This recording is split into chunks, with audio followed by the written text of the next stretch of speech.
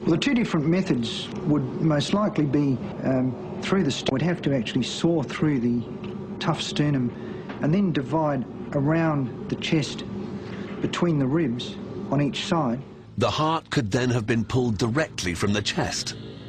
The second method involves cutting below the ribs and pulling the heart down and out through the incision. And then it would have been possible to cut through the diaphragm to gain entry to the heart cavity and thereby remove the heart. The surgical team has constructed a bench to simulate the Aztec sacrificial altar. So presumably they lay on the stone and arch their back over like this, and someone held on to The position of the victim is very important to the procedure. We'll measure the angle. Putting this level, about 30 degrees. The operating table is then adjusted to the appropriate angle. Gee, that's surprisingly steep, isn't it? That shows it's level now, and it's showing 30 degrees. The torso model is put in place for the first test. Go.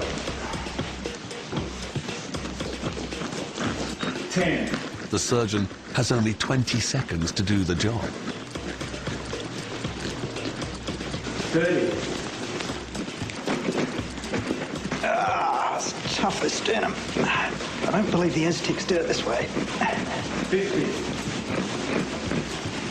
You making any impact? A little, but not much. Glad modern surgery's not like this. After 5 minutes, Mr. Coventry admits defeat. I think if the Aztecs did it this way, they had another tool. They didn't use this tool to get through the sternum. If this was indeed the Aztecs' method, Barry Isaac's theory doesn't stand up. The number of victims had to be fewer than 20,000. Luckily, there's more than one torso. The surgeon can now test the second method. Go.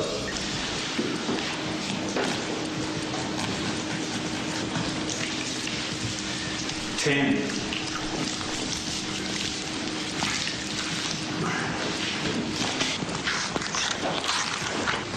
20. This was remarkably easy, far easier than I thought it would be. To confirm the time of 20 seconds, Mr. Coventry tries the same again.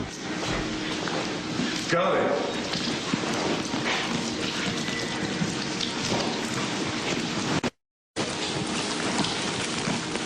10. 17. Faster. I think it's quite feasible that the Aztecs were able to do this within a 2-minute period. They could put them across the altar and hold them down, carry out the whole procedure, and I think it's highly likely that the heart would have still been beating when it was removed from the chest. The experiment suggests that 20,000 men could indeed have been sacrificed in a 4-day period. This assumes 20 seconds for the heart extraction and a further 1 minute and 40 seconds for the other rituals involved in each offering.